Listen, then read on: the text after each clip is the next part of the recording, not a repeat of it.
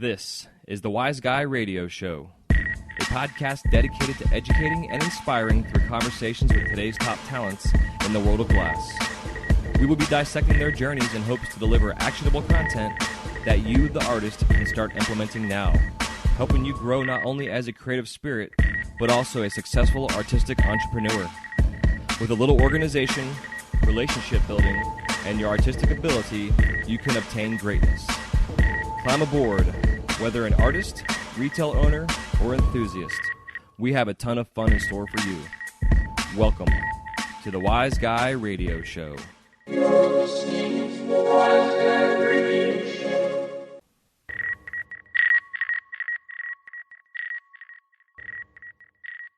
This episode of the Wise Guy Radio Show is brought to you by American Helix. The American Helix is a revolutionary new concept in smoking technology. Designed and manufactured by American glassblowers, this pipe is light years ahead of its time.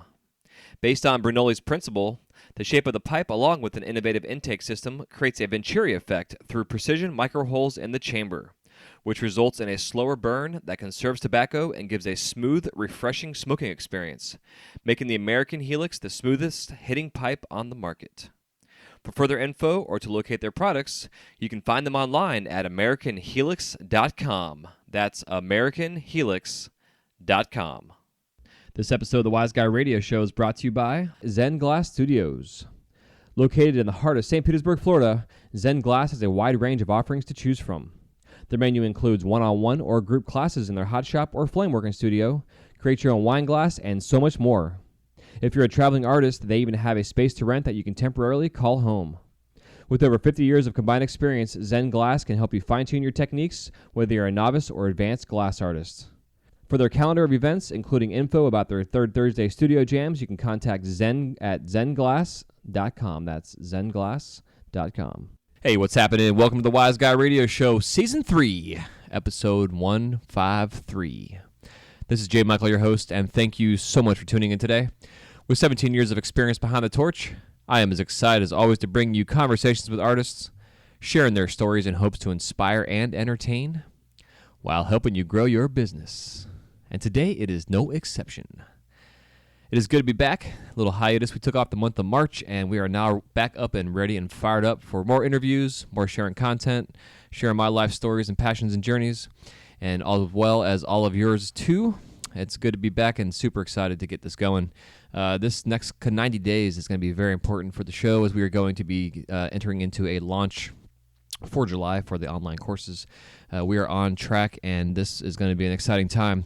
Right now, we are in the process of gearing up to have 2 episodes per week, 1 interview and 1 content-filled show. And we're going to be doing all kind of fun stuff. Going to be doing a 21-day challenge. We're going to be doing weekly Facebook Live chats that will be regarding each topic of the week. And this topic is going to be starting off just with some basics of so you want to be a glassblower, and that'll be later on this week. But the schedule is going to be Tuesdays and Thursdays. Episodes are coming out. My job over there at the Mouse House has settled in back into a full-time position and a regular schedule. So now my life can be scheduled, and then your life can be scheduled around this podcast. It's going to make life a lot easier for all of us, and exciting and on time and consistent.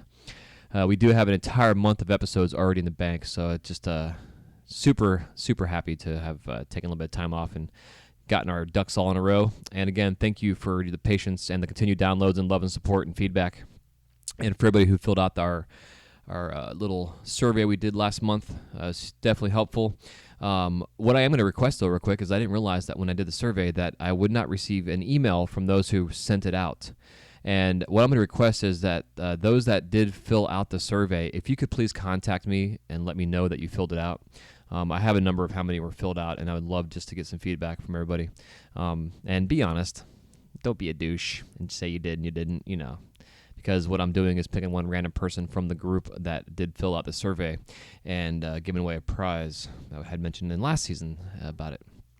So please just get a hold of me. The email for right now is going to be wyzguymedia@gmail.com. That's wyzguymedia@gmail.com. We're still experiencing something weird with our email, which we're hopefully going to have here corrected soon.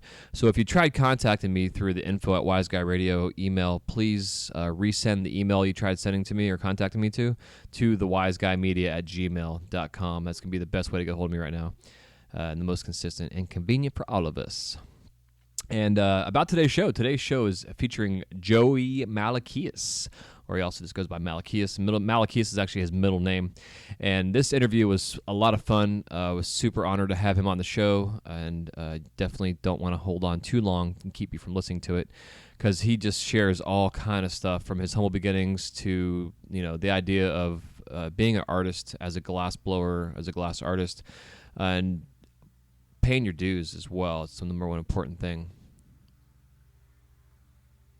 I can't tell if I've got a freaking helicopter about to land on my house or if the guys are outside mowing yards.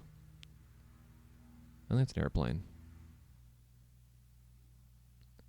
No, I don't know what the hell it is. Sorry for that noise. As we're all sitting here listening to, I wonder what the hell that actually is.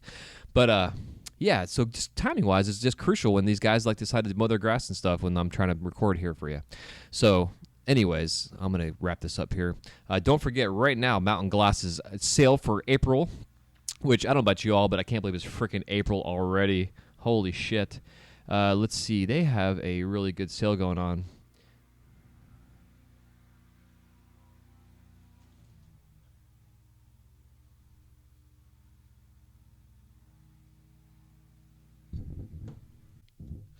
All right, I put you on pause for a second. I had to see what the hell was going on outside. So one of my neighbors has one of those backpack fan jetpack parachute kind of gimmicks, and he's out back with his fan strapped onto his back and had it all fired up. This guy's a nut. He's got 4 different drones that he flies around, and had to stop because he didn't want to have to certify and register them with the FAA, and it's kind of funny. So anyways, back on topic here. So Mountain Glass has their sale going on right now for the month of April, and right now for Jesus. Oh, man, I'm a little rusty. It's okay. Bear with me here. So the month of April, Mountain Glass has 35% off shot, rod, and tube. Just put in the code SHOT. That's SCHOTT at checkout. And then for their soft glass sale for all you soft glass nerds who I love so much, 35% off a Fetre rod. Just put in the code Fetre, EFFETRE at checkout. And they also have some other sales going on I want to tell you about real quick. Their April kiln sale. They've got their Paragon F240, which is an 18 by 18 by 13. It is on sale right now for a steal at $2,095. You can save $600 literally right now if you get this bad boy. Just got to put in the code that they have here on their email. It's a long, weird number. I'm not going to tell you what it is because it just is weird, but the best thing to do is go to mountainglass.com, subscribe to their emails. You'll get these emails every month and also every week for their Get It Quick sales as well. And you can follow those guys on Instagram at Mountain Glass Arts and all over the social feeds and interwebs. Definitely go find them and check them out. Their other kiln sale they're having right now is on Scut Kilns. They have a 12 by 16.25 by 12. It's a 240 volt. Both of these kilns are actually 240s. And right now you can save almost $400 on this sale. And one of the things I will say is that when you do get these sales on kilns, really what you're going to do is save a shit ton on the shipping. If you can save $400 on a sale price, typically to buy a kiln from anybody, it's about $200 to have it shipped, just as a highball price. I know most of the kilns I've had shipped were anywhere from $125 to $175. So it just depends on how big they are as well. But definitely go to mountainglass.com, look at all their sales. They've got torch sales, kiln sales, all that good stuff. So definitely jump on board and check them out, as they are one of the big boys on here who has helped sponsor the show and keep us going. So until then, I'm going to get the hell out of here, let you listen to the show since I got completely off track and going crazy here. But again, super excited, as you can probably tell by my fast talking and ranting and rambling, that we are now back up and Season 3 has officially begun. And again, thank you everybody for contacting me, reaching out, sending the love, all the downloads while we took a little hiatus. And yeah, things on my end are still crazy, but you know what? I'm getting through it all, and just know that I am not going to be going anywhere. You guys are going to be number one, along next side my job, and of course my kiddos are there on top watching all this. So until next time, I'm gonna stop rambling. You guys have a beautiful day. Happy melting. Safe travels. Stay tuned and enjoy this episode with Malaquias, episode 153 of the Wise Guy Radio Show. wyzguymedia@gmail.com. Hit me up. Let me know what's up. Don't forget to send me that email if you filled out our little survey. All right, I'm out of here. Love you. Bye-bye.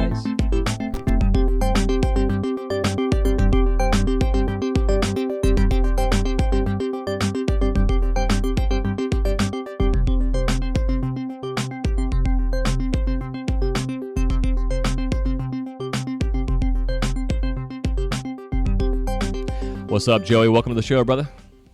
Thank you. Thanks for having me. Yeah, man. Super pumped to finally get you on here. And it's exciting, man. This is episode 1 of season 3 of the podcast. And it's, man, I can't believe it's fucking third year already. It's not officially like the third birthday, but it's year 3, man. So it's definitely an honor to have you on here to kick off season 3. Right on. Thanks, brother. I'm stoked. Yeah, man. Yeah, man. So I've been following your work for a long time and finally got to meet you at Zen here recently when you and Jimmy came down for a little class there. And, you know, you're never sure what to expect when you meet artists. Sometimes I met some cats that were kind of standoffish, and I wanted to give you a hug like as soon as I saw you. So it was pretty cool, man. It was definitely, you know, a very welcoming to get to meet you in person finally. Hell yeah. I'm a big hugger, so I'm into it. Yeah, man, I could tell. So me too. You know, I see people that say shirts that say, you know, free hugs or whatever, and I'll go give them a hug, and they're like, "What the fuck are you doing?" And I'm like, "Your shirt says free hugs, dude." You know, the fuck, false advertisement here. You know, you can't have that. Yeah, exactly. So, yeah, man. So before I get all crazy here and sidetracked, I want to get on track here and get you to share us, guess your superhero origin story and how you were introduced into the flame. I actually was talked into it. A buddy of mine, he knew I was building these garden bells out of K tanks. I was cutting the valves or cutting the bottoms off and welding onto them and sculpting the metal. I was doing that, so I was always kind of doing that around him. And he's trying to get me to blow glass, and I said, "No, I enjoy smoking and watching. I just loved watching the flow of glass." And he finally said, "All right, I'll pay you." Like literally after months of trying to get me to do it, he said, "I'll pay you $12 an hour," which in the late '90s wasn't terrible. Right. To come do my prep work, and that's how it started. Hell yeah! Who was that got you started? Jason Sowers. Okay. A buddy that's real close, removed from Snodgrass from in the '90s. So he brought it into Idaho, southern Idaho. Yeah, nice. Yeah, it must be an odd place to get glass blowing going. Holy shit! It's like I got some friends in Kansas. You know, it's the same way. It's like, man, there's a big scene there, but it's kind of crazy. Yeah, totally. You wouldn't think they're like Idaho. Where the hell is that? Most people don't even know what I'm talking about. So yeah, it's like the one state that you forget about when you start listing off your 50 states. Yep, that's the state. That's so funny. So what kind of stuff did you start doing prep wise? He had me pulling points, opening and closing tubes and pulling points. And actually, I only did that for 2 months, and this was in Utah. And he ended up running into some problems and lost his shop, so I ended up in Idaho, only knowing how to pull points, and I taught myself everything from there. Damn, dude, that's killer. Yeah, it's amazing when you pull points. I know it's excuse me, when I preach about glass blowing the foundation, I swear pulling points is like, if you can do that, the first thing you can learn how to do that. It's even if you're doing it in solid rod, just pulling stringers. I mean, it's the same thing more or less, you know. But it's amazing how many little small techniques and things that are involved in just pulling a point, man. You get to know your glass, your torch, your heat base. There's so much involved in that, and people are like, "Fuck pulling points." I'm like, dude, pull some fucking points.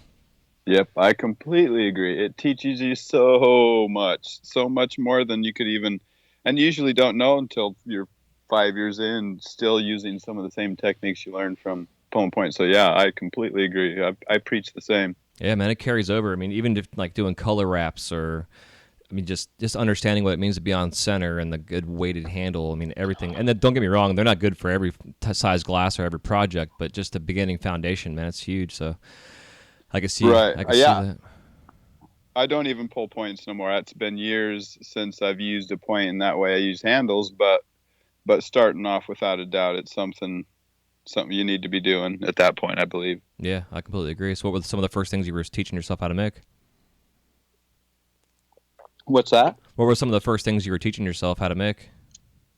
Well, I seen inside out work and didn't know how they were getting the glass in there, so I ended up was just using household scissors and cutting the tubes open and laying them open, and then draw everything in there and close it back up. And it took a while to get to where you couldn't see where I had opened and closed it up. I had to change the pattern, so once it closed up, it didn't look like, it all flows till that one area. So that was one of the early things. And then I just did a million frit pipes. Frit was kind of mostly what I did at the time. Hell yeah, just doing like frit inside outs and stuff. Yep, just inside frit. Not much outside. I do a ton of outside stuff now, but back then it was just dumping them in tubes and into fumed tubes. Mm-hmm. We'd fume all our points before we put frit in them or whatever. So hell yeah, and it's funny talking about the cut back then. Yeah, exactly. Yeah, back in the day.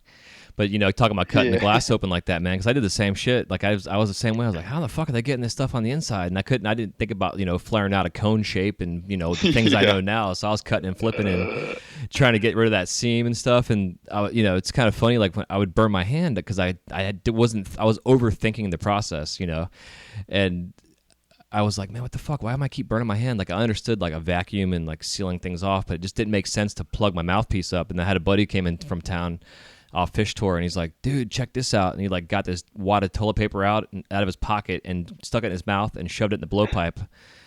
He's like, check this out, dude. And I was like, oh my god, bro, dude, it changed fucking everything for me. Like it changed my perspective on glass and like teaching and sharing knowledge, because like nobody was talking shit back then. Right. I went about it the same way. I cut a lot the same way. I was burning shit out of my hand, and same deal till someone showed me. I was like, oh my gosh. Yeah. Insane. And that back then you couldn't even go to a guy's house if they were blowing glass. It was closed shop everywhere. You couldn't, but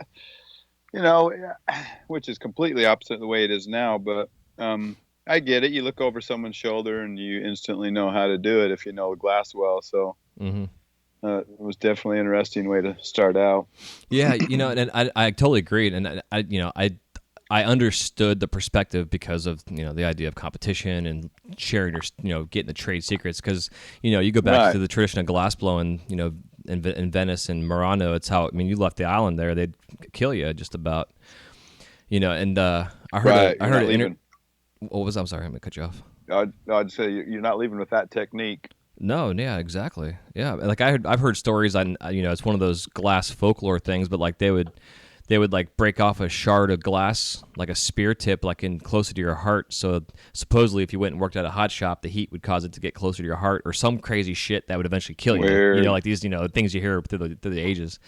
Right. But it's like it's just how it is. And then I heard an interview the other day with Lino talking about it, and even still to this day, he's like, people still smear my name because I came to the States and kind of unleashed this knowledge, like between him and Chihuly, dropping all this glass knowledge, over at Pilchuck back in the day. And, still, he says, still to this day, people are like, oh, Lino, bad name, kind of deal.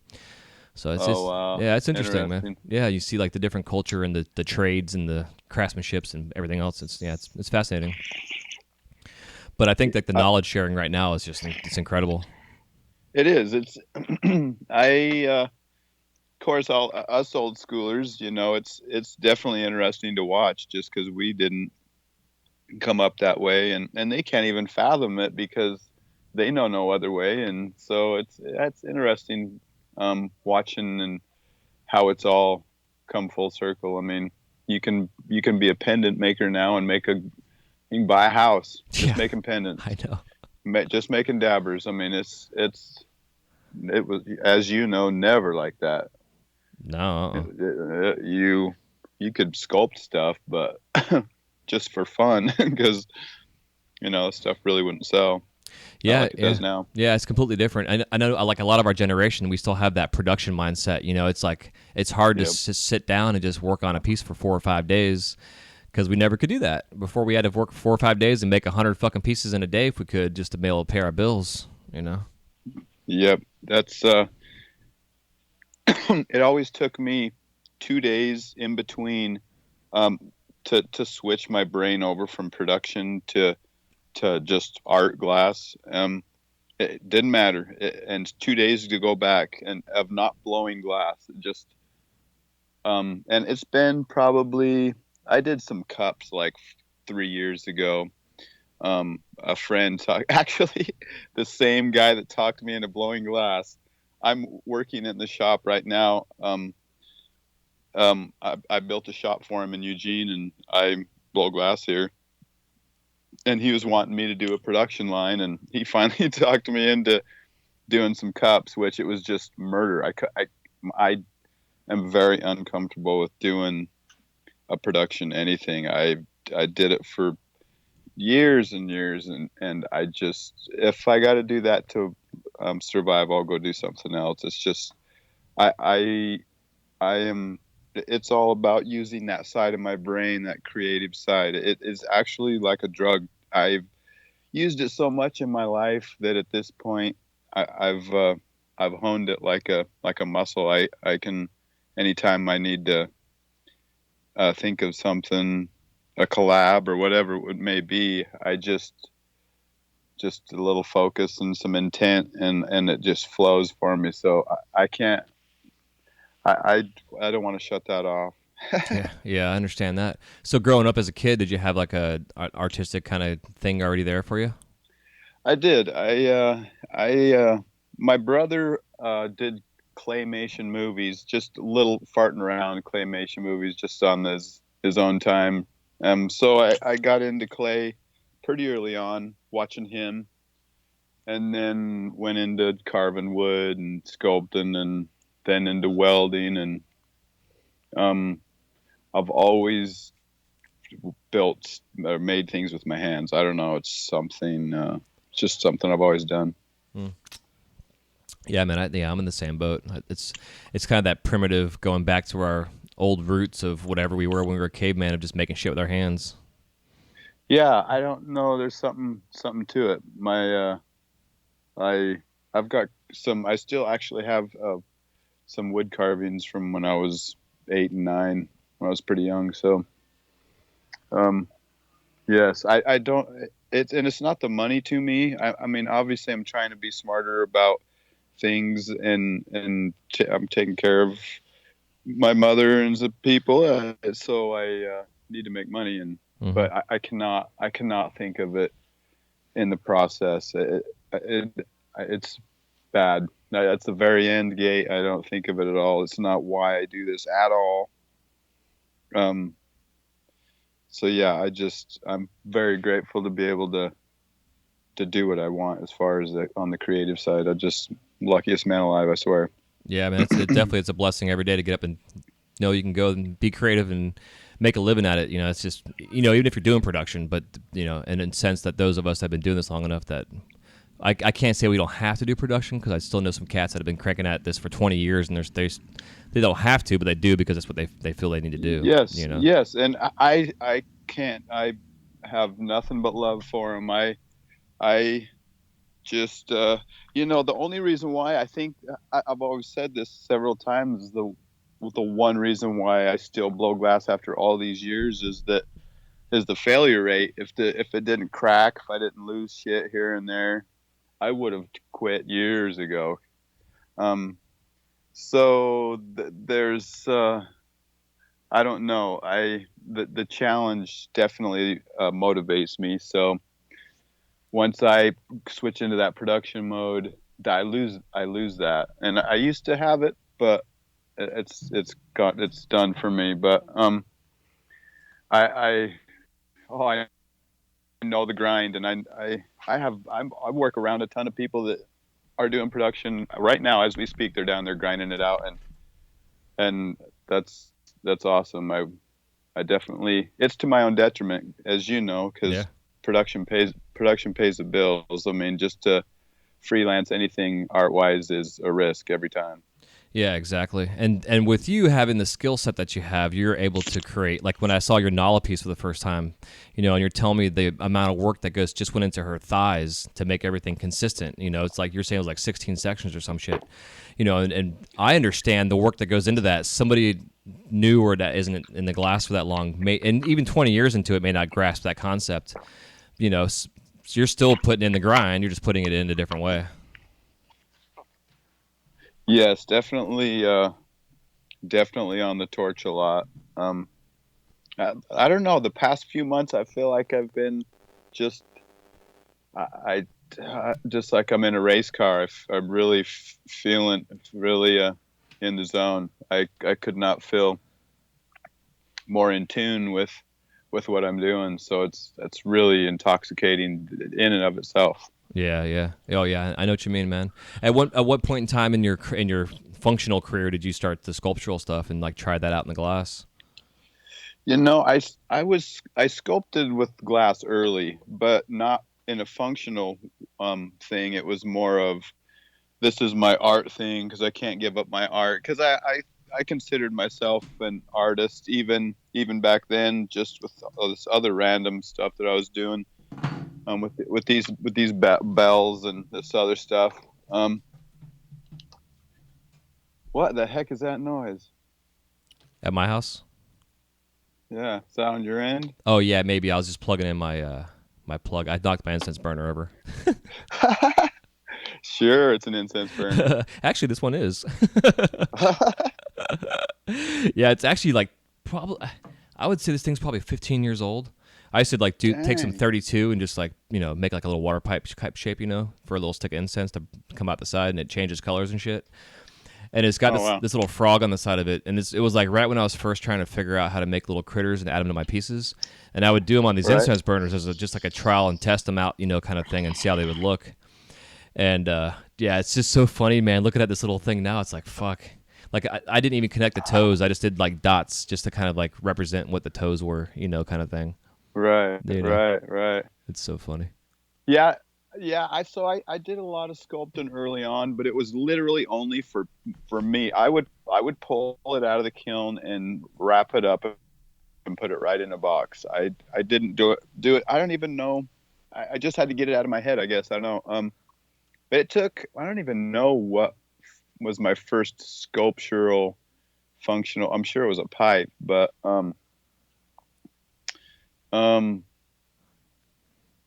yeah.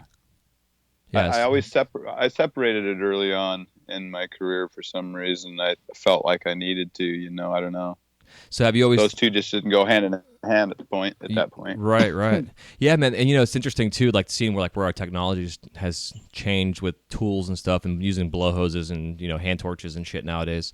It makes it so we can make this functional sculptural work now, a lot easier than we used to be able to make it. And I'm sure just like myself and you did the same thing. We got away with a lot of shit back then that we didn't know that we weren't supposed to get away with. We're doing stuff. Yes. So we all definitely. It's like we were never like knocked back. And I think nowadays I probably break more shit and crack more shit that I'm trying to push myself than I did back then. And back then I was pushing it like crazy because I was just learning, Sure. I would agree. I would echo that same thing. I definitely lose enough stuff, I guess. I mean, not necessarily lose beyond repair, but definitely I wrestle with often. Yeah. Yeah, it's a battle, man. And like right now myself, like we were talking pre-show, I'm getting a lot more hot shop experience right now, and it's like it's the same with the other glass. It's like I know I can do this shit. I've been doing it for a long time, but just doing the hot shop, bro, it's like learning all over again. I mean, it's apples and oranges completely, and it's sure. When I grasp something and then I go in there and I get overconfident and I get too big of a gather or something stupid where I think I know what I'm doing, but I'm being a little kind of my ego steps in. It's when it all goes to shit. It's crazy, but it's humbling at the same time, which I need that. That's we can be sometimes. You got to get the humbling feeling going again. So, especially because I'm in front of an audience doing it, which makes it even a lot more. I let them know it's gonna be the comedy hour, here in a second when I try to make some shit that I've never done before. So it definitely puts it in a different perspective, Definitely, I absolutely agree. So when you're doing I see like going through your Instagram and all your stuff. I notice that, with your people that you make, you do a lot of heads. Has the head always been kind of a thing for you to do, or was it more? It was. I think I probably did the human form more than anything. I've always kind of been a gym rat, and so when I was early on, I did a lot of bodybuilders, and I would just do it and most of my all my human form comes from my head. I don't look at any pictures for that. I can do the human form in any. It's something can pull out of my head, I guess. I don't know. So human form without a doubt. And then it kind of moved into the heads, and I really like it. I like the making someone's face more than just random heads, because I feel like it's not challenging. Making someone's face, an actual person, is extremely difficult. That's one of the hardest things in glass I've done. So I really enjoy that.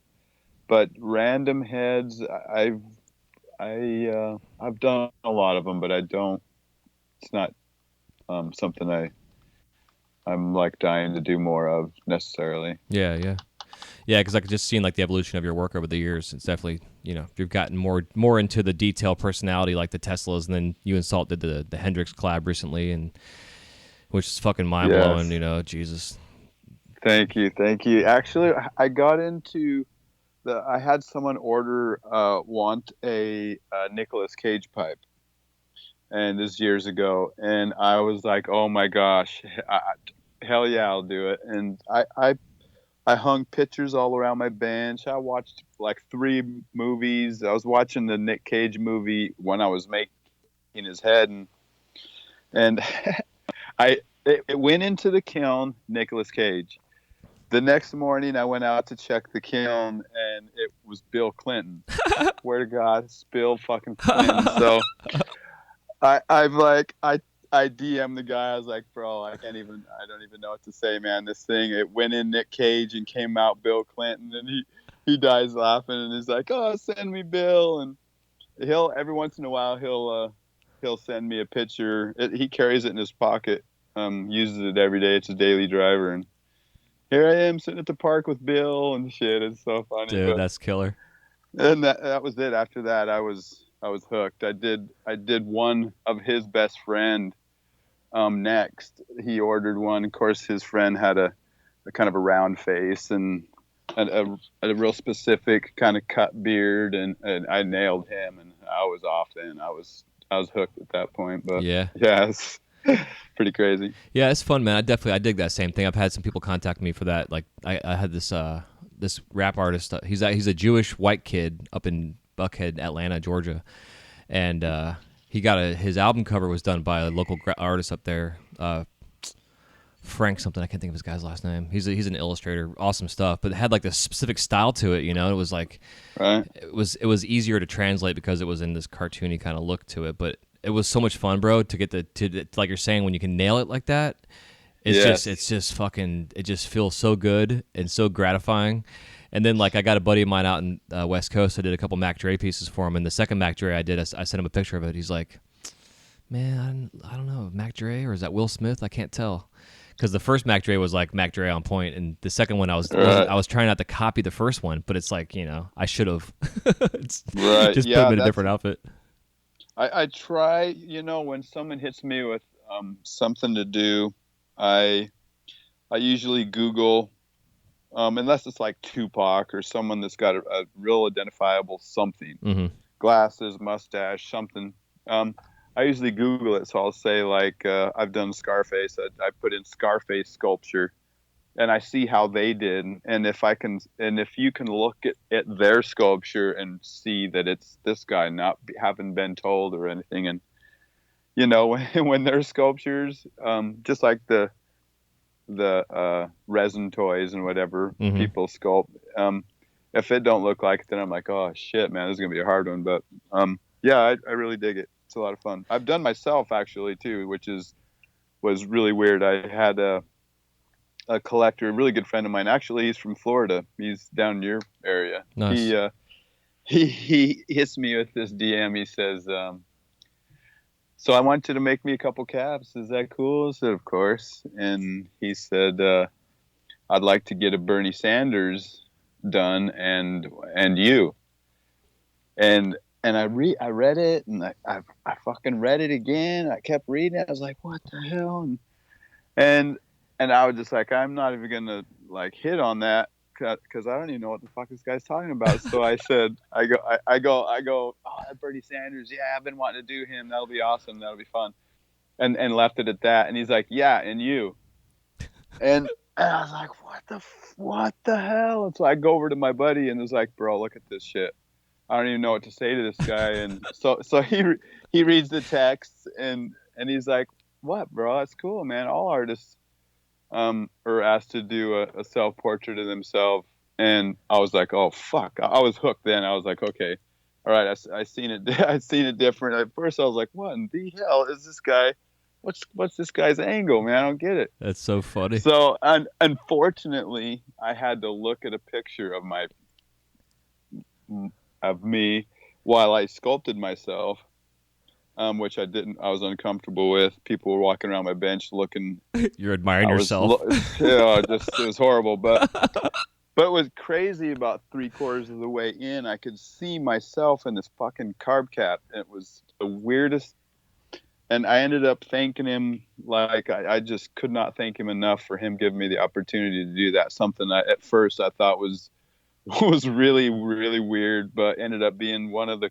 It filled my heart. It was really cool. Yeah, that's a huge compliment. That'd be a really fun theme for a show, like a group show for a bunch of artists to get together and do a bunch of self-portraits like that. Yes, abstract or otherwise, don't matter. Just self-portrait. Yeah, that's a great idea. Yeah, that's a great idea. This isn't live, so I'm gonna have to write this down. Start hitting up some hit some galleries up and be like, hey, we should do a show like this, and start contacting everybody. 'Cause that's kind of like go on, sorry. I was going to say that's a fabulous idea.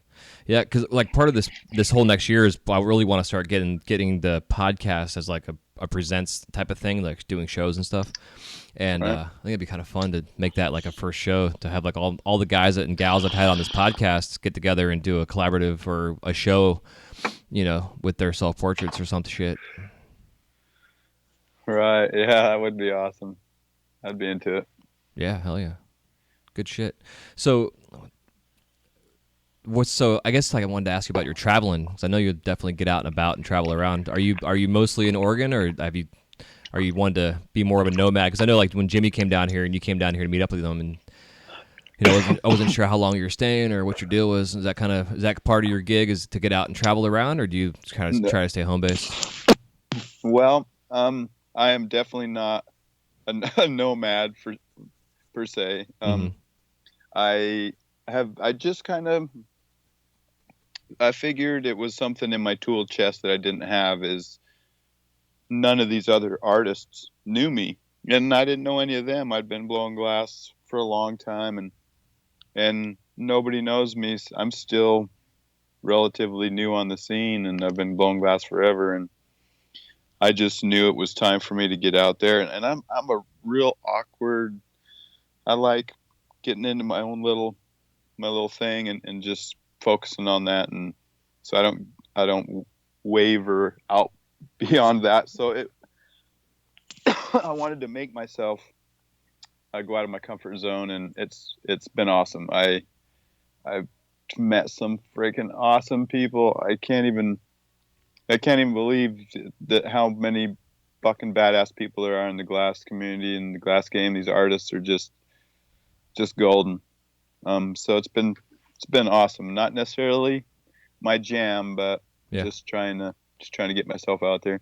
Yeah, man, that's awesome. And it's it's that whole idea of if something's uncomfortable, it means you probably should be doing it. So I'm glad. Yes, exactly. Glad you got out and did that.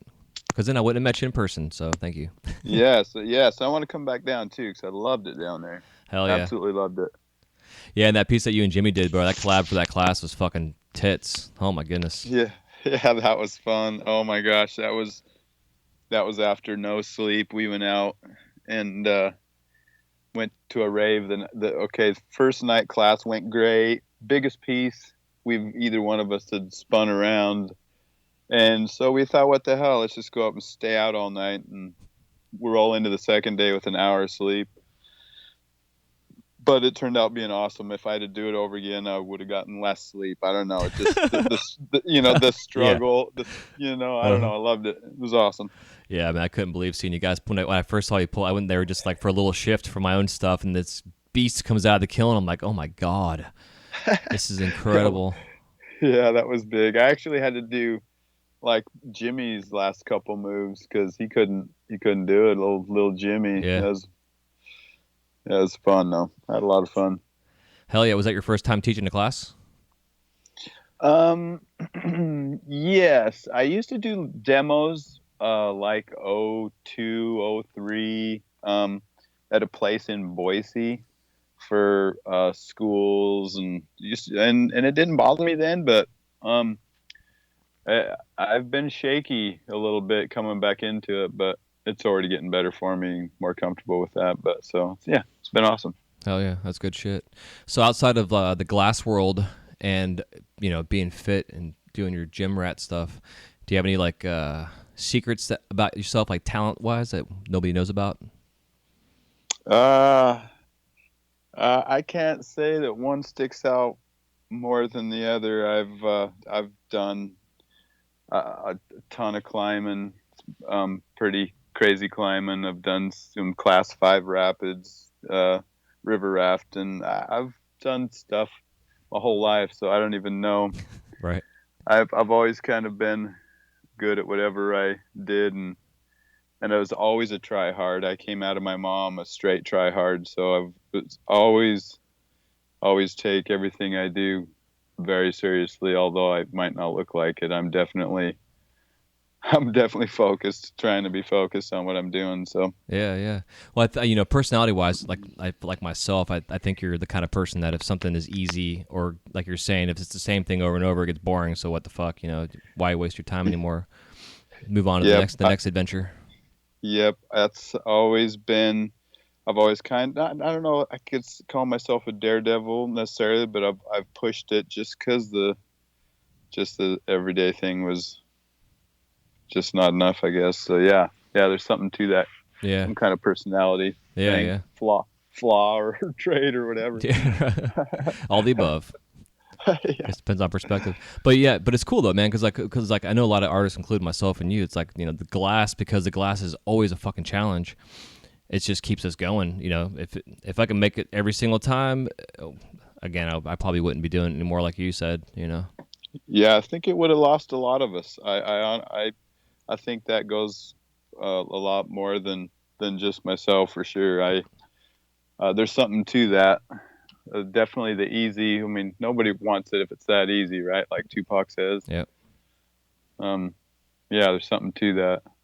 Yeah, it definitely seems like it's across the culture in this industry, because with different types of art, I mean, like painting and different things, you have your, I guess, a little more freedom to fuck up, because you can just like repaint your canvas if you need to, or whatever, or erase something. With the glass, it's like sometimes there's just no turning back. You get to that point with no return. You got your moves kind of planned out, and if you get the wrong move at the wrong time, then you're fucked, and you can't go backwards, and you got to start all over again.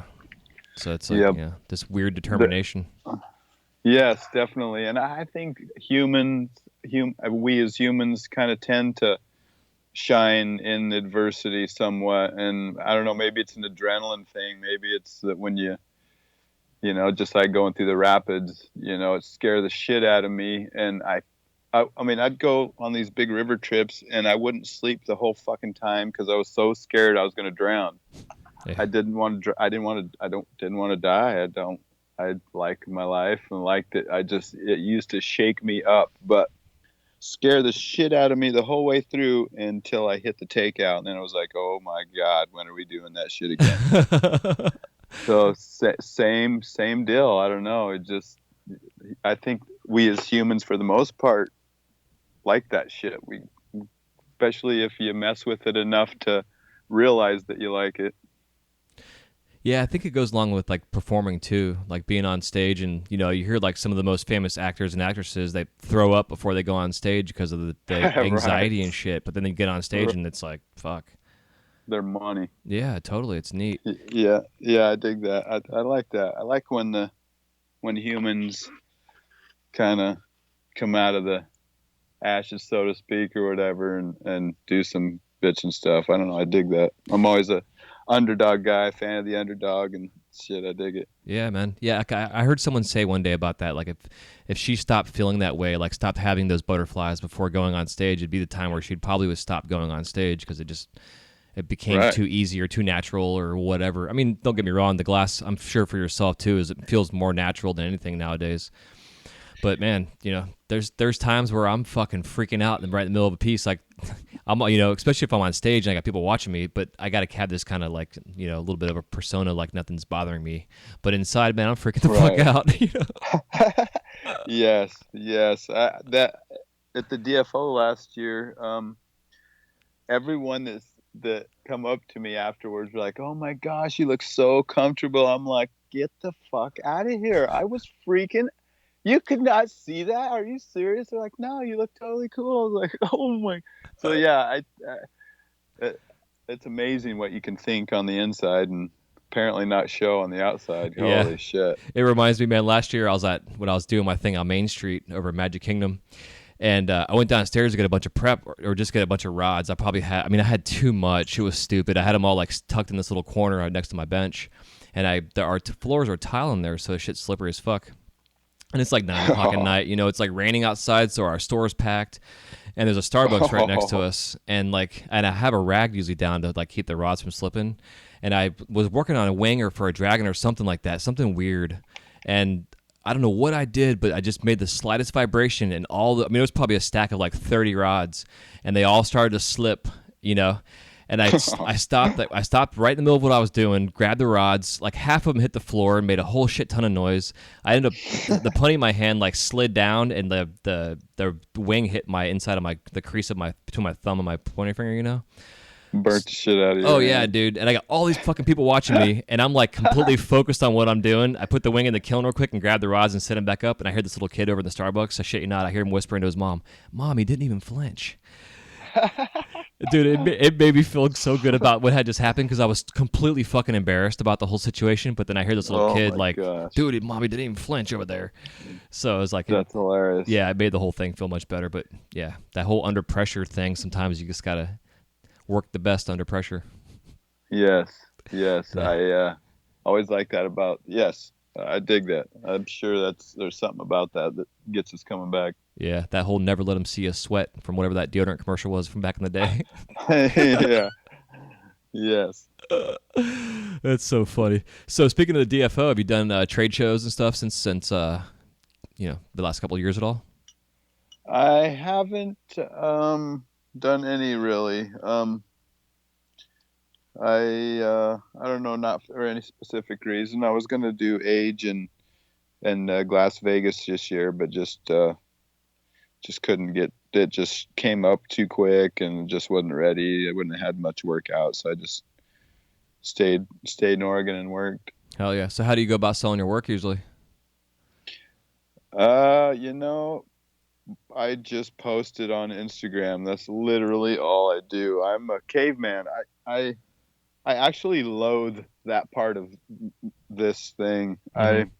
It's just so, I'm so spent in the process that by the time the piece comes out, it's really hard. I mean, obviously the ones that taking pictures, if I'm taking my own pictures, I try and go the extra, I mean, whatever long it takes to get the right shot or whatever. I'm sure we all do that. Mhm.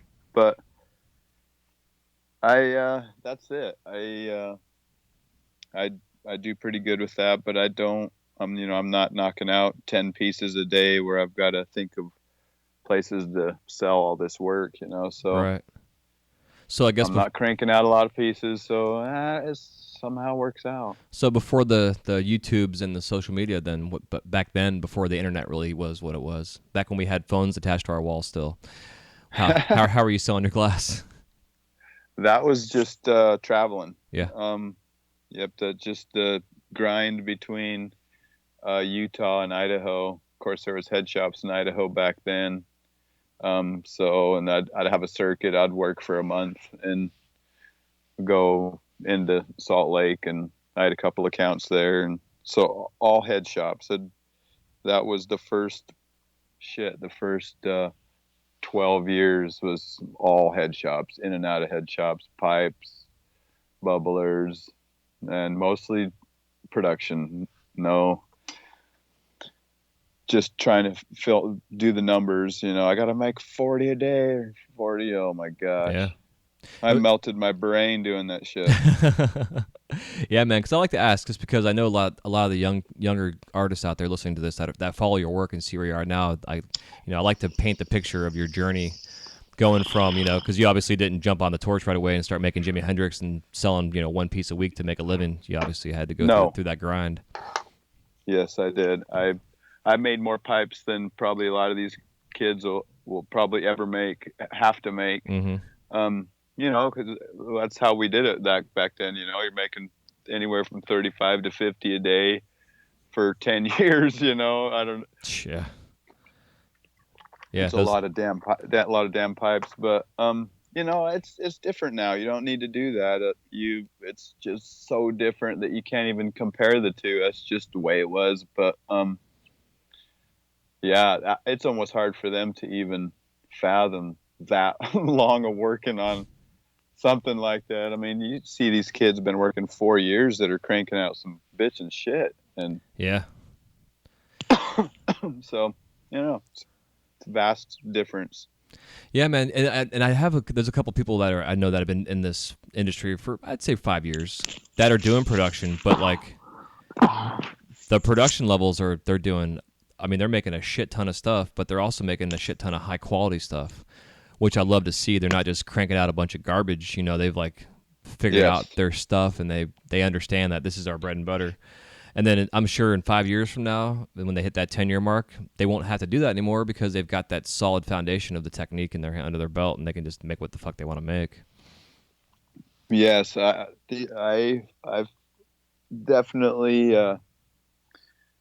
They have so much to see now. Everyone, you can find out literally how to do anything. It's just on you at that point. So yeah, it's interesting what's come of it for sure the past few years.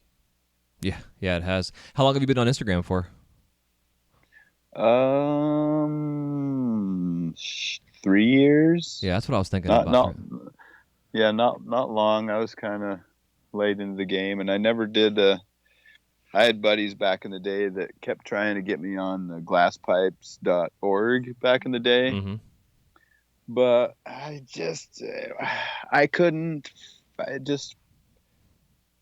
wasn't making anything to show anybody. I wasn't my jam. I wasn't like I would make something and parade around the shop showing everybody. I could give a rat's ass what anyone. It was just kind of just to get what I call now the voices out of my head. If I'm motivated to do something, I've got this older balding art teacher in my brain that he tells me I'm kind of guided by him. He keeps telling me to do shit until he figures it's done. So I just kind of been guided by him, sort of. I kind of see it that way. I feel like it's some kind of an inner something. Yeah, man. Well, it makes it completely makes sense because I know, like, I hear like a lot about people that are professional writers, and that's how they are. Like, they have to write because they have to fucking write. They have these stories and journeys in their head that they can't not keep there. They have to get it on paper, and they'll spend 3 fucking months in a room writing just to get that shit out of their head. Yes, I'm starting a month-long piece in May, a piece that I've been wanting to do for a couple of years that just for whatever reason ended up being the loudest voice And so now I got to do it, and I got to bust my ass between now and then to make sure I can afford to uh, just work on this piece. I'm super excited about it. It's literally all I can think of right now. Hell It's yeah. consuming my thoughts, so I need to get it out of there. So when you say it's a month piece, I mean you mean literally it's going to take about a month to create this thing? It'll take about a month. I'm doing Leonardo's version of the Last Supper. Oh, okay. So yes, there's 12 apostles and J Star, so there's 13 full figures. They'll be dry pipes, so I don't feel they need to be rigs. I'm going to build the church and the table, the whole deal. Obviously, the table and the church will be, as much as I'd like to make the whole piece out of glass, there's no way. So I'll make the church and whatnot out of wood. So there'll be, some time there. I'm hoping I can get it done in a month, but it's just in my head, and just ended up kind of being the loudest voice one day, and that was it. I had to kind of schedule it in to kind of shut it up. Yeah, man, that's amazing. So when you're going to do a project like that, I mean, obviously you got you have an idea of a time frame. So how do you go about planning that out? Do you have to like figure out each individual character and the color scheme and blah blah blah in terms of the blueprint for it? Yes, exactly. I have my brother right now working on the scale for me. I told him how big I wanted the figures, and he's like the super brainiac, so he's gonna figure out scale of the table and the church and everything I need to have as far, so he'll essentially make me a blueprint. And then I've been researching it for a couple months. There's a lot of stories being told with their hands and their feet and stuff, and it's so cool. I'm super excited about it. But so the scaling goes first, then I can know. I mean, everything has to be like the picture, at least in my head, it has to be right. So I mean, down to every roll on the table. So Incredible. I'm super excited. I need to get going on the color palette, and kind of get a rough figure what I need to do, how much mixing I'm going to have to do, what colors, suggested colors I could use for the mixes. So I'll set that up. Will probably be the next move. Yeah. Yes, and then breaking apart the picture as far as what the church it's going to be to make the church, what wood needed and whatnot. So yeah, it'll be fun. Man, it sounds incredible. So kind of as a selfish reason for asking, because I'm a sculptor myself and I love doing figures and stuff. When you're creating a person per se, like I like to build things anatomically. So like, I think about muscle structure and bone structure and, build from that out as like a, like I'll make like a wire, even if it's in glass, but like a, wireframe piece first. And then I add things to it from there. So when you're doing clothing and stuff, like for instance, say a woman wearing a skirt, kind of deal, would you actually wrap glass around the waist to make it like a hollow skirt, or would you make it like a cone shape with some legs sticking out of it?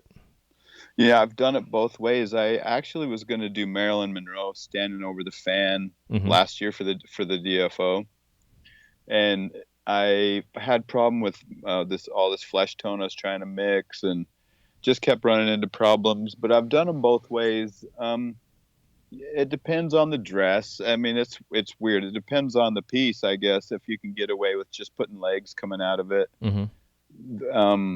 Like for her, I was going to try and do just legs coming out, but not as a jug. I was going to sculpt the dress and put in her butt, and her legs would have been solid, and the jug would have been from her waist up. Okay. So that's how I would have done that one. But each piece would be different. I would every piece is different as on setup, So if you can get away with, as long as it doesn't hurt. For me, I have to do whatever it takes to get the point across and not lose that effect. If it's regardless, if I can't do something, if it don't look right, then no one's going to see it, and I won't. It has to be right, or that's just it. Yeah, that's what I was asking, because I'm in the same boat. Because, like, you know, for instance, I was just working on this little Tinkerbell the other day, and I was trying to think of having her sitting, but I couldn't have it so, like, you know, because being what I, you know, where I'm working at, I can't have things be quote unquote too sexy per se, and there's limitations Right. that I have. I would you know? I would just do a, you know, I made for Marilyn's dress.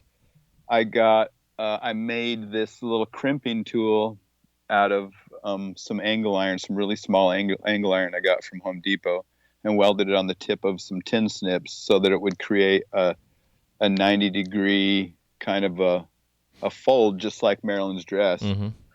So if you wanted to make a sitting Tinkerbell, if you didn't want to have to see her legs, I would just make a foot, cone it out, and crimp her dress around. I can't remember what her dress looks like, but yeah, they're like little pointy. Yeah, because that's pretty much look cute. Yeah, it's like pretty much what I did. I had her sitting down, and I did the dress first, and then I was trying to think, like, because her back's exposed because of her wings sticking out, but then, like, it's almost like a moo dress in the front, you know, like it kind of goes across top of her boobs. And so I made the dress first, and then I flattened out the bottom and then spun it out a little bit so it kind of flared just a smidge, and then I used my shears to cut it, and then had the little round petals basically, and then I took them, then pulled them down to a point, so they had that little point to them like she does, and then I had to pick them up so that they weren't touching anything, you know. But then I was thinking about, like, okay, how much of her leg is actually exposed coming out from under her dress, because you can't have, like, you know, her ass and her thigh just coming out the bottom of her dress, just proportionate wise, because her butt cheek's actually inside the skirt, you know what I mean? So I'm when I'm building these things, I'm trying to think of, like, okay, if she was naked and then had this thing on her body, how would it look, you know, kind of deal. Which is, know, and that's kind of how I try to go about when I approach certain pieces. Like, I had someone that wanted me to make him a ballerina one day, so I just basically made like a cone shaped pink tutu, you know, dress, and then had like half of the very bottom of the thigh go into the knee, and then that came out of the dress, you know, instead of having a full thigh exposed. So just the different approaches about, you know, doing the sculpture, because, you know, it's such a different contrast when you're looking at making a functional rig that's just like a recycler or something simple, compared to when you're making something that's everybody knows. I mean, the human form is the human form. We all know how it works, and the gait we have when we walk, like the whole 9 yards. You know, it's just we just know. Yep. So, yeah, you can't fuck that up. No, not at all, especially proportions wise, especially if you're making a custom for somebody who has a character or a person they want you to make, like you're saying. It's like they're going to know if it's off or not, more so than you're going to know. You know? Yes, and that's the one thing I did. I've done a few cartoon characters, not many, just a couple. And although I found it easier than a person because of, okay, the black goes to this line, to this, and it's white, you know, it's very, as long as you get the colors right and you just placement is it. But that therein lies the problem too, in a sense, because if everyone's seen, you know, Bugs Bunny or any of these cartoon characters a million times, and if one little thing is wrong, you can see it a mile away. So yeah, on one way it's easier, and in another way it's you can't get away with as much as like on a Tupac head. If you get the skin close and get the rag on his head, yeah, you could almost pass any. You could, you know, it'll work. You know, on a cartoon character, it's not like that. Yeah. But the colors got to be right as well. If you mess the colors up, then it mess the whole thing up as well. I don't know. Yeah, exactly. So I guess on that same note, when you're building a piece out, you know, for instance, like to compare, like say when I'm making an octopus compared to like say when Jimmy's making his Krakens, I know a lot of guys will make all their tentacles ahead of time and then they attach them. Where myself, I build mine organically, where I actually heat the glass up and attach it to the body, and then I pull it out and then shape it in more of a natural form on the piece. Right. You know, and I do the same thing with my characters. I'll actually like build the body parts onto the piece as I'm making it, almost like you know, the Leo Da Vinci's, you know, Atom guy that he does, whatever it's called, you know, it's with his arms sticking out. And then I'll go back and then actually pose the piece like a doll. You know, sometimes you can't always get away with it, but I find like the way I work on my style, actually, I'll take it like a toy and pose the thing after I'm done making it. So how do you go with that approach when you're going for like anatomical poses?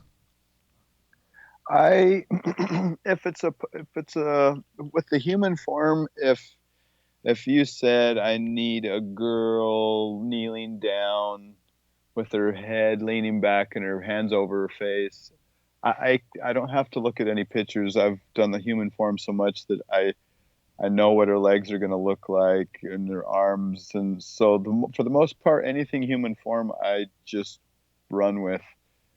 But if I'm doing something like an elephant or something, I definitely I have an iPad now. New school, but I have that sitting by my bench so I can get some of the nuances right that need to be hit. Right. Nice. Yeah, it's a definitely different approach, and that's what I think is so cool about glass. You know, the different approaches. It's like skateboarding; everybody's got their little style and a way to approach the Yes. trick. You know. Yeah, I dig that. I like that part of it. Do you use a hand torch a lot for detail work? I do. I definitely use the hell out of it with faces. A lot of times I see people doing faces, and all they had to, if I could just have a mini torch and in 5 minutes, I could make that face a whole bunch better. So yes, there's fine details that mini torch does that is immeasurable. For sure. Yeah, man. And when I got mine, I was like, man, why didn't I get this thing like 10 years ago? Because they've been around forever. Yeah. You know what I mean? Like I know. It's like, what the fuck?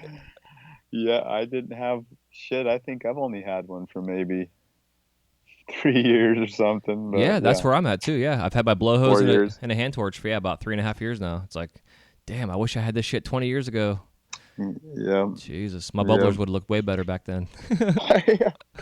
Could have fixed a lot more stuff. Yeah, too. yeah, dude. You know, that being said, I think that's probably for me the biggest game changer for the hand torch was to be able to get up inside of a can and hit that inside wall if you got like a little stress crack or some shit that you wouldn't be able to necessarily get from the outside. You know, it's just you can definitely completely fix things with that mini torch that you couldn't otherwise, for sure. Yeah, it's incredible. It's good shit. So in terms of your other artwork, like have you gotten into any kind of like bigger things, like any kind of like house pieces, like chandeliers, you know, anything like that ever, or is it mostly on your... I have. I've got two pretty big chandeliers in Boise. I don't even think, actually I have more than that. I have like 3 or 4 chandeliers, I think, in Boise. I've done quite a few over the years, so I'd really have to think about it. I would actually just put one together last year for this general contractor out of Idaho that I've done a few for. Actually built the frame out at Marcel's. He had a welder he let me jump on, and Nice. I built the frame, and so that was just last year. So yeah, they'll come through every once in a while. It's kind of nice to get back on the welder. I've always loved fabricating, so whenever I get a chance to burn my hands on metal, I'm always into that. Yeah, it's something I've never done. I've always wanted to get into. The only time I've ever done it, I tend to either shock myself or stick the metal to the metal, and I can't get it off. So it wasn't fun. Yes, it is a lot of fun. Hell yeah, we have a local guy here that does like regular, like actual blacksmithing and has a foundry. Oh yeah, that's cool. I dig that shit. Yeah, I've been wanting to go take his class. He does like a Wednesday workshop. Oh, you should. You should. That shit's so cool. I've studied a lot of it. A good friend of mine I grew up with had a machine shop. His dad had a machine shop, and so I got to see some pretty cool stuff over there. Yeah, I really dig that shit. Hell yeah. Wish I could do it more. Yeah. With all that time we have, right? Yeah, so much extra time. So much extra time. Yeah, totally. So in the art space, do you have any like influences, like heroes and stuff? Not necessarily in the glass scene, but just in general that you found has influenced your work over the years? Yeah, I can't say that's necessarily influenced my glass work, because I never was around anybody else. I didn't see anybody else's work for years. I didn't have, the internet, of course. That was came late for us, and no magazines. I wasn't around any other glass blowers, so I kind of had my own jam going by the time I even had the influence of any other glass blowers. So I'm obviously a fan of a ton of people. I mean, pretty much everyone out there. It's all love to me. So I dig everybody's stuff. I'm about it all. I'm a sponge at this point. I love it. Yeah, yeah. Yeah, I think it's probably beneficial for us that started years ago before the internet and having the influence of another artist, kind of motivating us to do our work a certain way or a specific way. It kind of gave us that path to find our own voice early on, where now it's like you see all these influences out there and a lot of guys that are copying or learning by copying, Yes. Yes, and I never thought about that. I didn't either until just now. Yeah. I've had someone tell me that they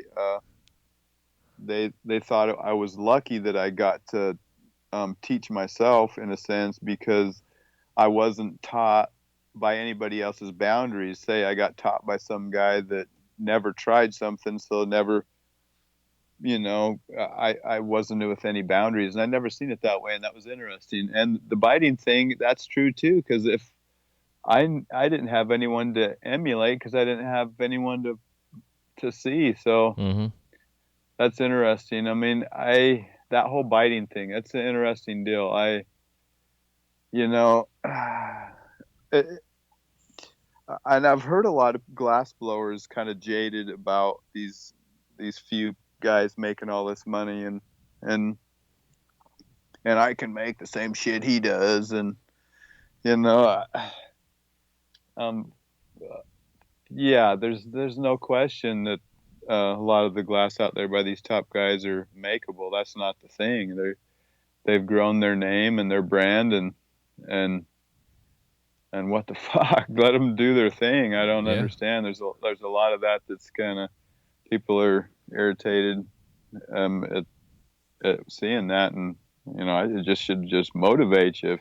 If that's bothers you, then just quit watching it. I don't know what else to say, but I don't. Yeah, I I agree. mean, to me, the biting thing. I mean, it was just like when I started blowing glass. They were doing the tornado. Was where you just poured frit in a tube and spun it up, Mm-hmm. and the hollow, with the rings or whatever. Mm-hmm.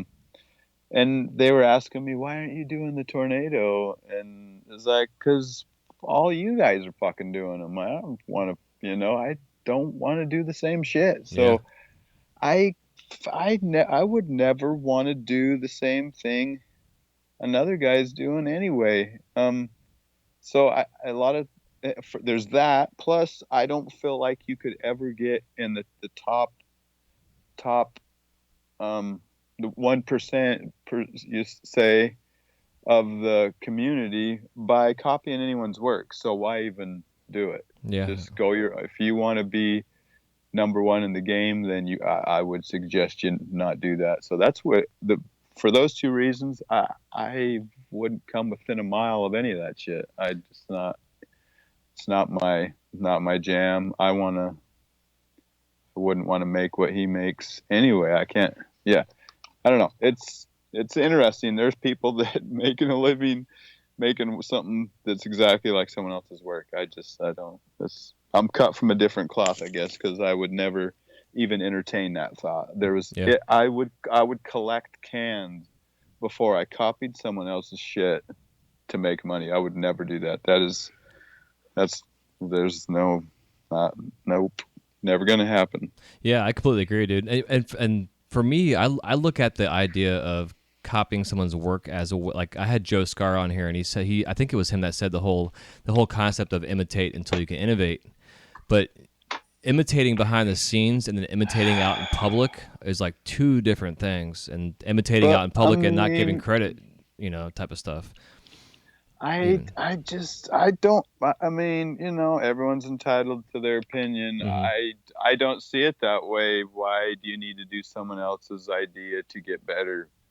You can do. I mean, and that's all depends. I mean, if you're talking about a recycler, that's different. I mean, there's everyone's doing a recycler. I mean, I think that's more than okay. I mean, but if you're doing like a monkey like coils or Right, exactly. or something like that, then that is that. There's no reason to do that. Yeah, I agree.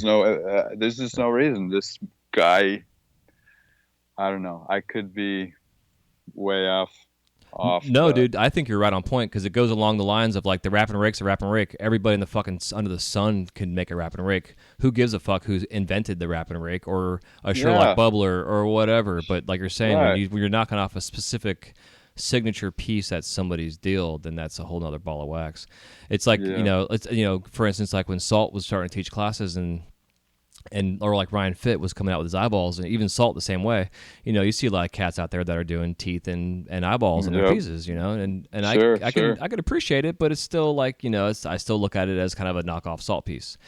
It's like take those teeth and eyeballs and come up with a character or a creature of your own kind of deal that you can come up with. Yes, that's your signature. Right. You could use those same techniques, just use them in your own way. The thing about it to me is, I mean, and I heard I know a guy that knows a guy that's copying a certain guy's dinos, and I'm like, oh my God, that's fucking insane. And the way he told it to me was he is a working man with kids, and he's not into the whole growing his name. He could give a shit. He's just literally cashing a check. He don't care about any of it. He don't care about going any further than this or that. Some story like that. He's just all about taking care of his family. And I was like, okay, that's a whole fucking different thing. And I could never throw Salt on that. So there's that. But ultimately, in my brain, if you do that, you're costing ever reaching the top. Yeah. You're just never going to get there because that's it. So if you're willing to just cash it, if it's just about cashing a check, and that is completely fine. Do your thing, make your paper, boo, or whatever. But for me, I've always kind of been an artist in a sense, so I've not that I couldn't even entertain that thought. I just couldn't. Yeah. Well, like for instance, for myself, I over the years being self-taught myself, I've gone around and studied artist work and would go home and try it, but I wouldn't put it out there to anybody. Like for instance, when Salt came out with the Rip Curl for his Rip Curl perks, I thought it was the newest, coolest, innovative concept and function. Yes. You know what I mean? So I'm like, I gotta take one of my little wise guy owls I make, and I gotta fucking see if I can try that in that piece. And so I did. Nobody's seen it. It worked like a fucking champ. God, no, it's so rad. And there's so many pieces that if you could, I mean, yeah. Hopefully, eventually, it gets to where everyone can use it. I've seen some other guys using it, but I'm not comfortable with that yet. Yeah, I'm not either. But it's so fucking rad. Yeah, it's smart and simple. When you understand how to do it. And like I've seen some of the guys that he makes, like some of his backpack dude, the collector, his fuckboy piece that he did, and the dude's got a backpack on, and the perk is like flush with the back of his body, and it's like you put a little banger on there, and it's so rad.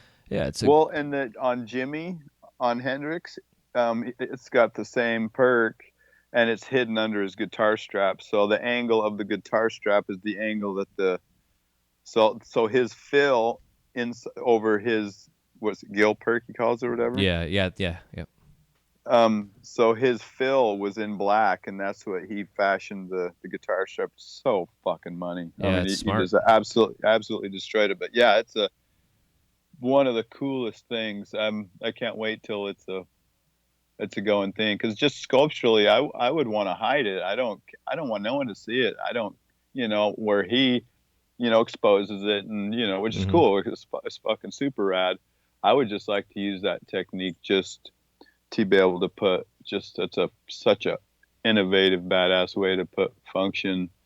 You don't have that thing hanging down. The shit is never gonna break. Yeah. I mean, it's money. Yeah, exactly. And I've heard through the grapevine that he's like use it. Like he wants people to use it. I know. I'm sure he'd tell me that right now. I mean, he's so fucking awesome. I had a really, really good time down there, and we were like soul brothers. I fucking think the world of him. Yeah, man. He's one of the cats in our industry that has like has a name that is never gonna fucking change, and it's his stuff.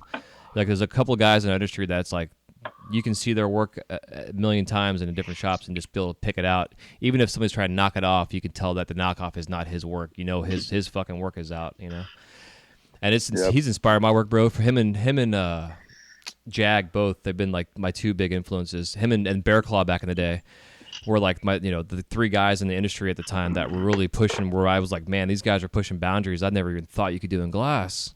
And like I was saying before, like we were getting away with all kind of shit, back in the day, trying to, our color palette wasn't as crazy as it is now. I mean, fuck, everything was like amber purple and butterscotch powders and whatever else. But like, right. And then seeing where these guys are now, and it's like they still have this name, they still have this new thing. I mean, like when the whole CAD thing came out, when Salt did that whole CAD series, it inspired the hell out of me to want to go on stage and try the old CAD stuff to see if I can manipulate it the way he's doing the new shit. And I did the whole. I had to do the whole. You got to get some of that new stuff. Yeah, I want to. I just saw it was available. I got to grab some. I heard that shit's fucking butter. It is. Don't fuck around. It's really good. Yeah. It's like I did a full outside red piece and a full outside yellow piece, like big pieces, like nothing. It's yeah. Yeah, no bubbling issues, none of that old stuff. No. The orange was the hardest out of the three for me to work. For some reason, I don't know why. The yellow was the easiest, but without a doubt, get it. Hell yeah, that's good to know. So speaking of, go on. Go ahead. I was gonna say, speaking of, what kind of torch are you running normally? 50 mil Herbie. Okay, I knew that. I just had to ask because nobody else does necessarily. So. Yes. I love that old girl. Oh, I just love her to death. How long have you had it for? Oh, 9 years? Shit, I don't even know. 10 years maybe. Yeah. We've been together for a minute for sure. Yeah, man. I've had mine for my Carlisle now for 17 years, I think it's been. Dang.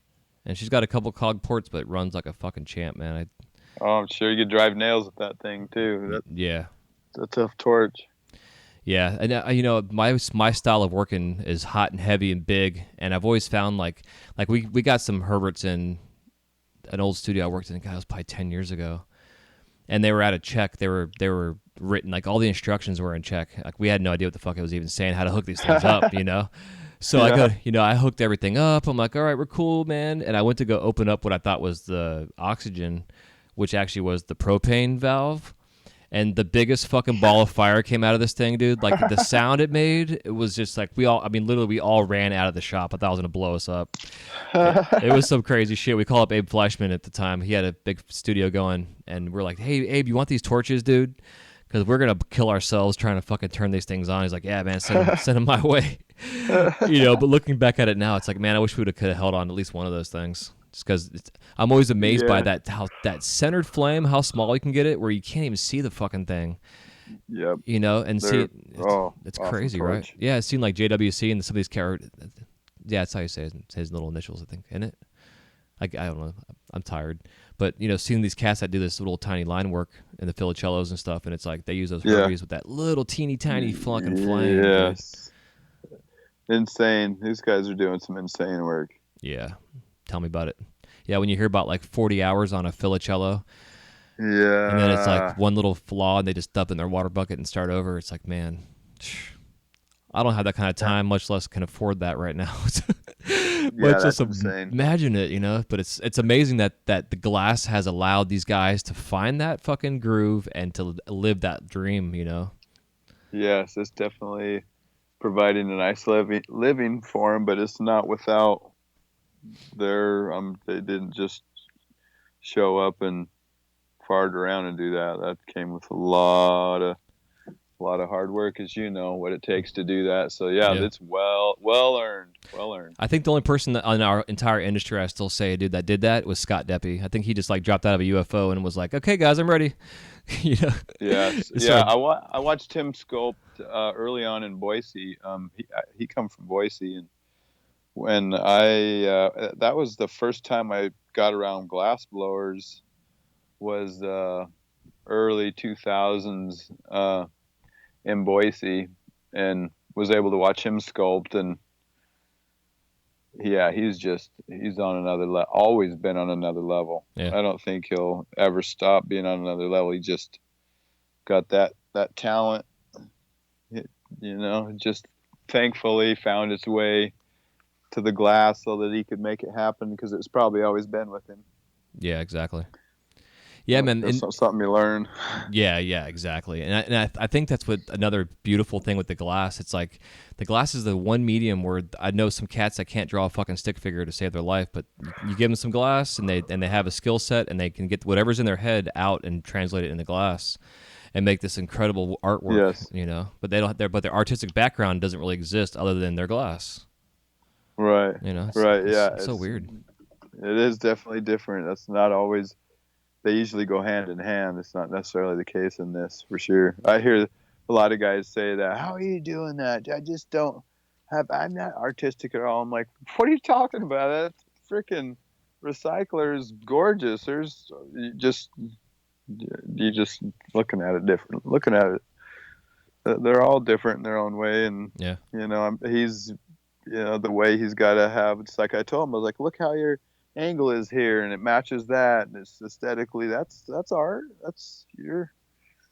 And yeah, I dig it all. I think it's awesome what's come of it all, for sure. Yeah, me too. It's like the architectural engineering brain versus the artistic brain. Yes. Kind of thing. Yes, very, very different. Very different. Yeah. Brains. Yeah, I completely agree, man. So that being said, dude, I think it's a good time for us to take a minute to thank our sponsors to help pay for this show, and then we'll come back and it'll be time for us to crash the kiln.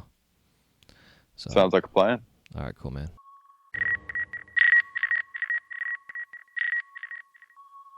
This segment of the Wise Guy Radio Show is brought to you by Zen Dude Fitness. Lose 10 pounds this month by joining the Zen Dude Fitness 4-week jump rope fat loss challenge. Brandon and Dan will take you on a guided journey towards becoming the best you. Get fit, have fun, and find new ways to eat healthy while still enjoying the sweeter side of life. Just takes 20 to 30 minutes a day and no gym required. For more info and to sign up for the free 4-week challenge, go to wyzguymedia.com/ZenDudeFitness. That's wyzguymedia.com/ZenDudeFitness. All right, we're back. Quick break. So, crashing the kiln round. I'm not sure if you looked at the questions or not that I sent you, but which is always fun if you didn't, because it's always fun to surprise you. But I'm gonna say you probably... I didn't. I literally just got back from the coast this morning. That's why I was having a hard time getting this set up with you. So yeah, I'm fresh. I haven't seen the questions, so yeah, it should be fun for you. Yeah, and for the audience, and for everybody, and for you. Yeah, we'll see. Hell yeah. So the crashing the kiln round consists of 7 questions, and they're 30 to 60 second answer on theirs, and you can also expound upon these if you'd like, as most people do with these questions. And the first question I always like to ask is if there's any living glass artist that you have not yet worked with. Who is it and why? Did I want to work with? Yeah. Banjo. We've talked a million times about it, and every time I'm around him, I just feel like he's an angel. He's just the nicest person. I have the nicest feeling when I'm around him. We definitely connect well. So, much more about just hanging out than with the glass, but yeah, I'd say Banjo. Cool. Hell yeah. What are your top 5 favorite colors in glass? That I use? Yeah, or either use or just I'll just go with the ones that I use. I would say first and foremost Boro Bars White. Okay. I mix a ton of my glass, and I mix it in everything. Anytime I can mix a ton of Boro Bars into a color, I'm just mixing instability, and it just works well for me. So Boro bars, Salt turned me on to blackjack. I really liking that right now for a black. Yeah, it's fun. I like cadmiums because that's the basis of my skin tone. That's the rest I just mix. I usually stay within the kind of the opaques and the I don't do a whole bunch of translucent stuff. So yeah, that's like my top 10, although there's only like 4 there. Awesome.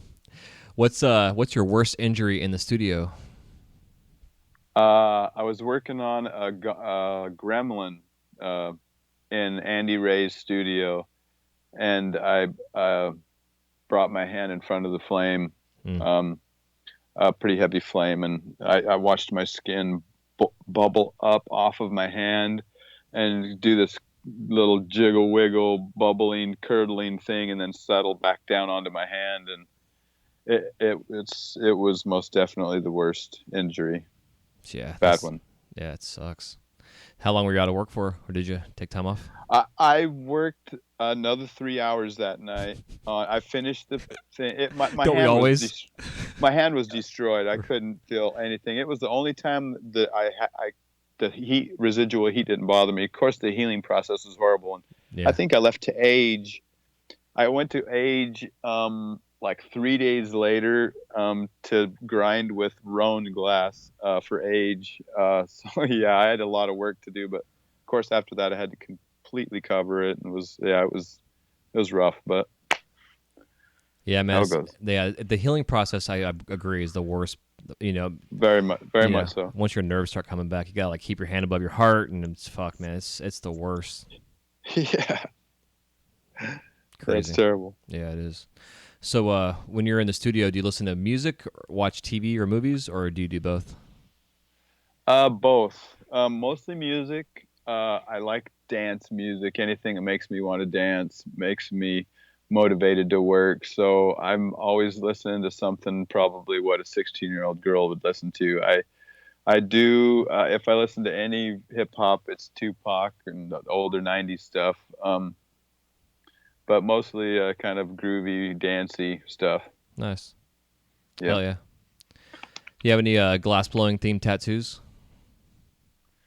I do have. Last year at Melt, everybody was getting Melt tattoos, and I have a little flame that says Melt on it. But I'll end up getting it covered up because I'm gonna do that arm next. So I do for a little bit. Yeah. Nice. What are you gonna get done next? You know? I lost my only sister to cancer, and I want to do start with a little tribute piece, some flowers. She was liked roses, so something kind of just that I know about, but start out with something like that. I don't know, something like that. Yeah, I'm sweet. not sure. Yeah. Huh. I want to be covered in them eventually, I'm sure. Yeah, dude, I hear you. Same here. Little by little. Yes. Do you find that you get a lot of bartering with trading for work, or do you pay for your know, I just found that this artist that did my right arm and my neck trades for glass. So yeah, that's why it's like, okay, well, I can definitely give you glass. So yeah, I've been getting a lot of ink lately. Hell yeah. Yeah, man, that's what like my first kind of start run on my sleeves was that same thing. I had a guy own a tattoo shop. He threw a little smoke shop in there because I was a pipe maker. Oh shit! You know, so I got a lot of free. It's a rough combo. Yeah. Yeah, so I used to go blow glass at the tattoo conventions that were locally in town and stuff. Man, talking about some fucking crazy shit, but. Oh, right on. Hell yeah, it's a good mix. I dig it. Yeah. The one thing I've always found though too, and I think it's a lot different than what it used to be with the tattoo community too. Like we used to be kind of thrown in there with the tattoo artists, like, oh, you guys are a bunch of biker, degenerate, fucking druggy, blah blah blah blah blah. Yeah. It's amazing how much times have changed. Yes, they have. Yeah, glass blowers are pulling up in Teslas and I know, right? BMWs. Who would have ever fucking thought that shit, bro? I think I would still be riding my bike or something. Fuck. Yeah, it's definitely changed. Yeah, it's neat. So let's see, I got yeah. So I used to ask a stranded island question, which I've now changed. So basically, the question just now is, what are your 5 favorite tools that you use on a regular basis? 5 favorite tools, definitely a butter knife. Mm-hmm. And then I have another knife that I think it's a tang blade. I'm not sure, but it's kind of a triangle tip. That would be my second. I would say I have a couple little dental tools that I couldn't live without, and a paddle. Hell yeah. I use those 5 the most. Use the shit out of them. Have you tried the? Oh, go on. Sorry. I was just gonna say, as a matter of fact, after this interview, I'm gonna go use them again. I got a little elephant I'm working on, so I can't wait to go finish it. Hell yeah. Do you have you tried the spoon yet? Using a spoon? No. Yeah, get a spoon, dude. If you can get a spoon that's got a roundish handle, even if it's like an oval shaped handle. Yeah. Yeah, my tool set that I use besides my torch really is just like my butter knife, a spoon, and gravity. And, Interesting. And a tweezer and the occasional masher if I'm making like flower petals or some shit. But yeah, I found the spoon really gives it a chance to get like a nice curvature. You can get the convex or concave shapes out of it, especially if you're doing like a top of a underneath the mouth or some shit, or you can dig glass and move things around with it. It's definitely it's become my go-to piece, even over my butter knife, even more so nowadays. Right. Interesting. I'll have to check that out. Yeah. I've always been kind of a man of few tools. I went a long time with a paddle and the pointy knife, and yeah, I think I had one other small tool for 10 years. Mm-hmm. And I only have a couple more now. So yeah, I'm a man of few tools, but they're definitely the ones I cannot live without. Hell yeah. Do you still have the same bowl push that you used years ago? No, but I do have the same paddles. I actually have a reamer and 2 paddles that are 18 years old. Awesome. That I still use. Yeah. Yeah, it's always fun to think about. I mean, it's kind of, I don't know if it's fun or not, but to think back to all the shit that they've touched over the years, that you've made. It's amazing. Yeah. Insane. Yeah, I can't even believe they're still alive, for sure. Yeah, it's like my bowl push. I've had the same bowl push for 18 years now. And crazy. It was like back when the graphite was like the nice hard stuff that you can really polish out and make it nice and shiny like a marble, Yes. I mean, that motherfucker's probably pushed 100,000 plus. I would probably say a good close to 250,000 pipes over the years and bubblers and stuff. That's awesome. That's some energy in that thing. Yeah, tell me about it. And one of my traditions I do now for new students and apprentices and stuff is I'll make them a bull push, and that's like they're flying from the nest. It's like, okay, now you're ready to fly home. Here's your bull push for you. I dig that. Yeah, it's fun. And then if they bring somebody on, I've had one guy since that carried that tradition on to his student, which was pretty cool to see. Right on. Yeah, man. Yeah. So that being said, before I let you go, if you can give us a little parting piece of advice on for the new and old glass artists out there, and also where we can find you out there in cyberspace.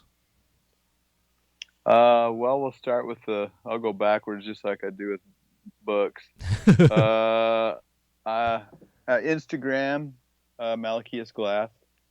Facebook, Joey Malaquias. That's about it right now. I have a website that a buddy's working on. And word of advice, don't let the success of others be the judge of your own or the gauge of your own. If this guy's making $1,000 on this thing and it took you twice as long and you're making 200, so be it though. Don't think about anyone else. If you let that into your head, it's going to destroy any kind of progression. So don't let that be your guide for anything. You feel your heart and your wallet will follow, and always be happy. You'll be good. Hell yeah. Well said. And before I forget, I meant to ask you, I know myself, but the Malaquias. So let's talk about that real quick. What's the origins from that? It was my grandfather's first name. It's my middle name. It's comes from Spain, I believe. Okay. Means a lot to me. It's definitely a family name that goes back on my mom's side. So yeah. Hell yeah. Do you know like the translation of what it means? I don't. I should check that out. Yeah, I'm just curious because I know like my last name is Borkholzer and it means wood castle, and Crazy. I'm always interested to find like the origins of names and stuff, especially for artists, because it's always intriguing to me to see artists who are like first generation in their current family, I guess, but like Right. not knowing that like 10 generations ago there was like a master painter or something like that in the family. Right. Yeah, that's cool as hell. I don't even know where to find shit like that at, but I'd definitely be interested. Yeah, you know what? I got you on the phone. I'm actually going to Google it real quick. I'm just curious while I got you on the phone here. Yeah, do it. Can you hear me hitting this bong? Oh yeah, every single time. Really? Yeah. It's all good. I wondered. Yeah, it's all good. Yeah, 'cause I was smoking on one of my shows when I had Blitzkrieg on. He's like, "Dude, are you doing bong rips?" I was like, "Yeah, can you hear me?" Yeah, he's like, "Yeah, man, I'm doing one. Hold on 1 second." So and at the end of the show, I was like, "You think I should take that out?" Because I don't usually ever have that kind of shit on my show. And he's like, "No, dude, keep it in there because it's the real you." And I'm like, "Yeah, this is true." So Yeah, like, totally. a agree. lot of cats I have on nowadays. Like I had Skaz on before, and I was like, "Dude, should I take that out?" And he's like, "Hey man, hold on, let me take a quick little dab." And I'm like, he's like, "No man, keep that shit in there because that's who I am." Yes, I agree. Definitely. Yep, I agree. Let's see, Malaquias. Yeah, there's a lot of Spanish stuff. It's Malaquuias, right? Yes. Yep. Translation.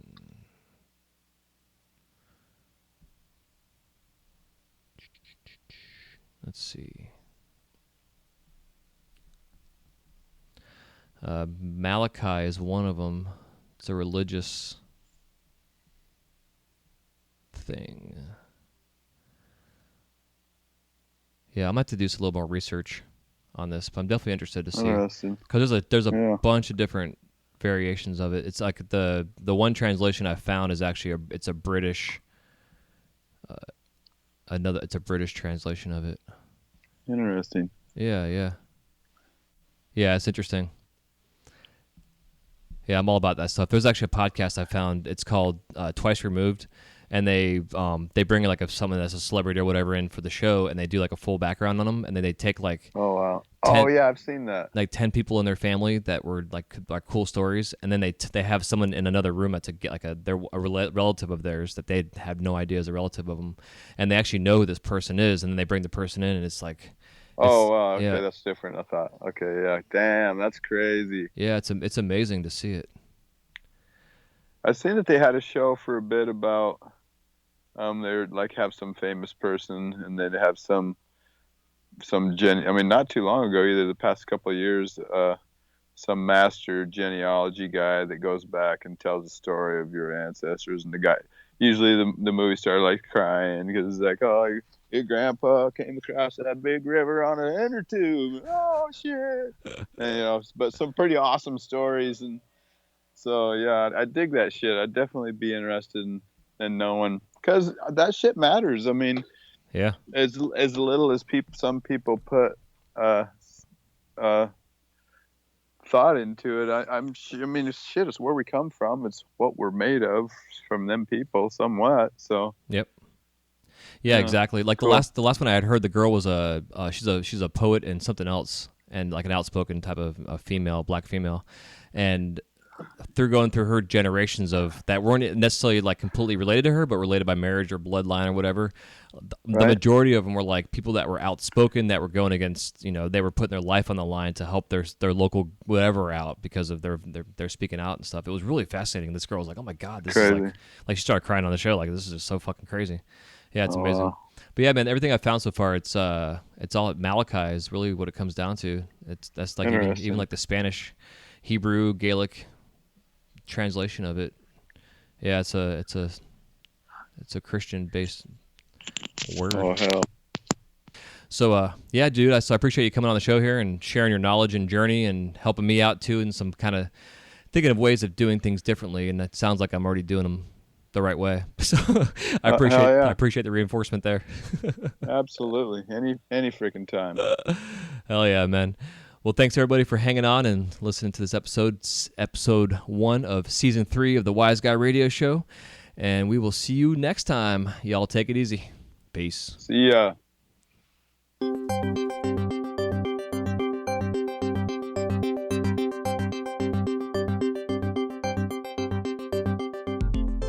This episode of the Wise Guy Radio Show is brought to you by The Flow magazine. Since its inception, the focus of The Flow has been to provide a bond among members of the lampworking community.